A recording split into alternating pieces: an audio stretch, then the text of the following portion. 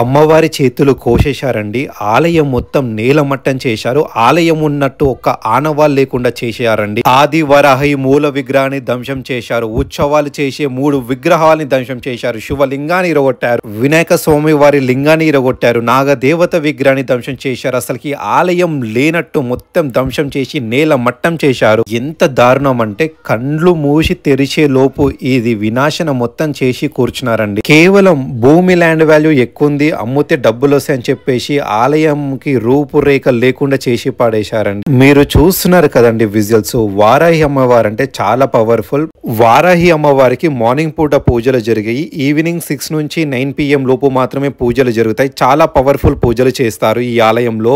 మంగళవారం పౌర్ణమి రావడంతో చాలా విశేషమైన పూజలు చేశారు. తర్వాత బుధవారం ఆలయం దగ్గరికి వచ్చి పూజలు చేద్దామని పని చేసే వాళ్ళు వస్తే ఇక్కడ ఆలయమే లేకుండా భూస్థాపికం చేశారండి. స్వర్ణముఖి నదిలో కలిపేశారంటే, నిర్మజనం చేశారంటే. తర్వాత జేసీబీ తీసుకొచ్చి బయటికి తీస్తే అన్ని పగిలిపోయిన ఇరిగిపోయిన విగ్రహాలు బయటపడ్డాయి. పవన్ కళ్యాణ్ గారు దీనిపైన మీరు యాక్షన్ తీసుకోవాలి. పవన్ కళ్యాణ్ గారు ఈ భారతదేశంలో మన తెలుగు రాష్ట్రంలో వారాహి అమ్మవారి గురించి తెలిసిందంటే కేవలం మీ వల్లనే. మీరు ఈ స్థానంలో ఉన్నారంటే కేవలం వారాహి అమ్మవారి అనుగ్రహం వల్లనే. కేవలం మీ వల్ల మాత్రమే ఈ ఆలయం పునర్నిర్మాణం జరుగుతుంది. ఈ వీడియో ప్రతి ఒక్కరికి షేర్ చేయాలి.